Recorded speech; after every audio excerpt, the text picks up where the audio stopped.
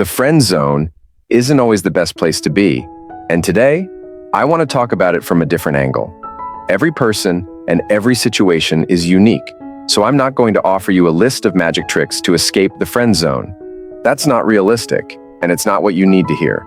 Instead, we're going to explore both sides of being stuck in the friend zone, what you can do, and how to ensure your mindset is where it needs to be.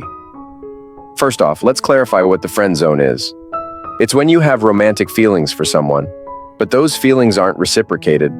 If you know the person you're interested in doesn't feel the same way, this video is for you. I'm not trying to be negative by saying it's unlikely to work out, but it's the truth. Yes, there are cases where a friendship turns into something more. People end up dating or even getting married, but these situations are rare.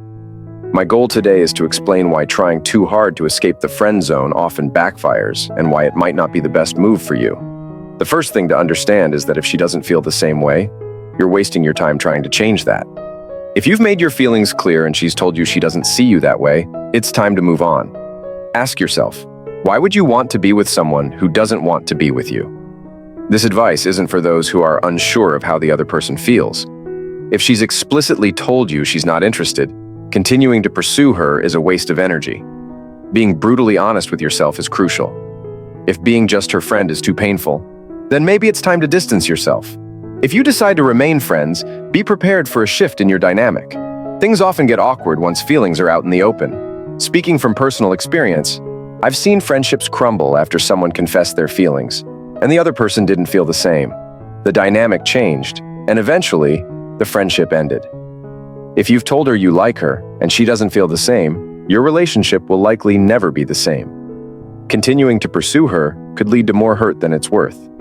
While it's possible she might change her mind someday, pinning your hopes on that slim chance isn't healthy. Another thing to consider is the impact of your persistence. If you keep doing what you've been doing, chasing, hoping, waiting, you're only setting yourself up for more disappointment.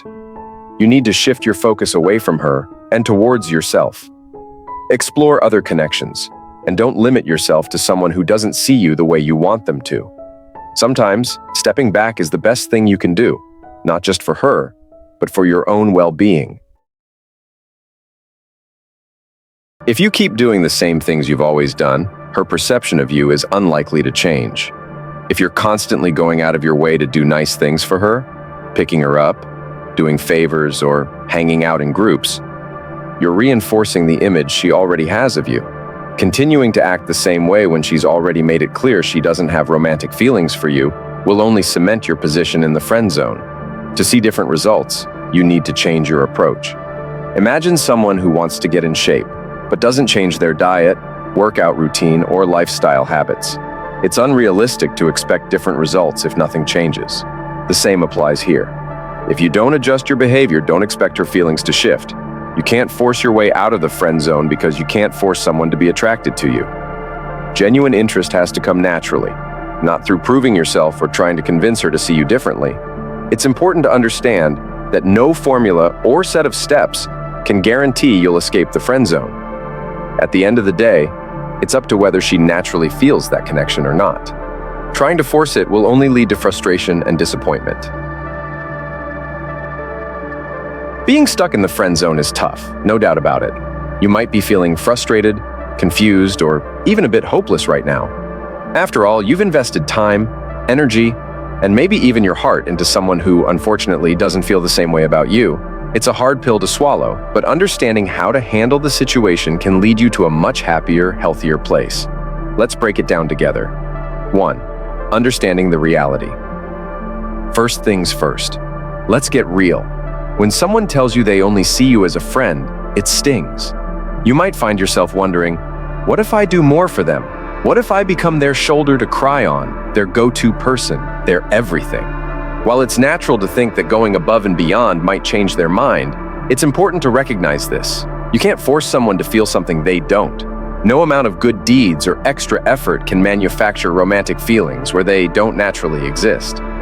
2. The trap of staying the same. Ask yourself, are you constantly doing favors, making time for them, and being that ever-reliable friend, hoping that one day they'll see you in a different light? If so, you might be setting yourself up for prolonged disappointment. Think about it. If you keep acting the same way, how could they possibly start seeing you differently? If you're always around, always available, and always the friend, you're reinforcing that image in their mind.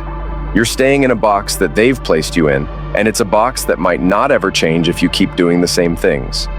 3. Why it's time to move on. Here's where the hard part comes in: moving on. I know this might not be what you want to hear. The thought of letting go of someone you care about can feel like ripping off a bandage that's stuck to your skin. But imagine this. By staying focused on someone who doesn't return your feelings, you're actually holding yourself back from finding someone who will. You deserve someone who looks at you and sees everything you want and more, not someone who merely sees you as a friend. Take a moment to think about what you truly deserve.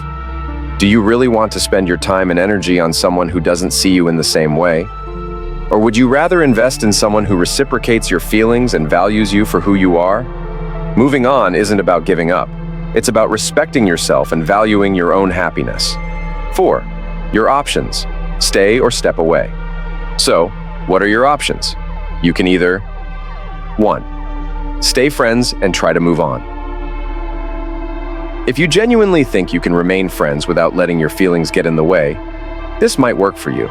But be honest with yourself. Can you really hang out with them, listen to them talk about other romantic interests, and not feel a pang in your chest? If so, that's great. But if not, it might be time to consider the second option. 2. Step away and focus on yourself. This option is harder, but often more rewarding. Removing yourself from the situation gives you space to heal, grow, and refocus on your own life. It's not about being rude or cutting them off completely. It's about taking the time you need to emotionally detach and realign your priorities. Sometimes, stepping away can also give the other person a chance to miss you and realize what they might be losing. But remember, that's not the goal. The goal is your own well-being. 5. A personal story: why stepping away can work. Let me share a story that might resonate with you. My dad was friend-zoned by my mom for the longest time when they were younger. He was always there for her, doing nice things, going out of his way to help, but she didn't see him as more than a friend. Eventually, my dad realized he couldn't keep putting himself through that, so he stopped doing all those little things for her and even told her he needed space. It wasn't easy, but guess what? That's when my mom started to realize what she was missing. The absence made her see him differently, and today they've been happily married for over 20 years. The point here isn't to say that stepping away will always lead to a fairy tale ending, but it does show that respecting yourself and giving the other person space to see your worth can sometimes lead to unexpected outcomes. But even if it doesn't, you'll be in a better place emotionally and ready for new opportunities. 6. Why moving on is the healthiest choice. At the end of the day, you have to do what's best for you. If staying friends is too painful, it's okay to distance yourself. It doesn't mean you're giving up or failing. It means you're prioritizing your happiness and mental health. And trust me, there's no shame in that. You're giving yourself the chance to meet someone who will see you for the amazing person you are, without you having to jump through hoops to prove your worth. It's also important to remember that not everyone will like us back, and that's okay. There's nothing wrong with you, and it doesn't diminish your value. You're still awesome, and there's someone out there who will appreciate you for exactly who you are. 7. Moving forward. What comes next? So, what's next for you? Maybe it's time to try something new, meet new people, or dive into hobbies that make you happy. Focus on what makes you feel good about yourself, whether it's hitting the gym, picking up a new skill, or spending time with friends who uplift you. By shifting your focus from what you can't control, their feelings, to what you can, your own life, you set yourself up for greater happiness and success in the long run. Remember, you deserve someone who's just as excited about you as you are about them. Don't settle for anything less. I hope this helped give you some clarity and encouragement. What do you think? Does this approach feel right for you?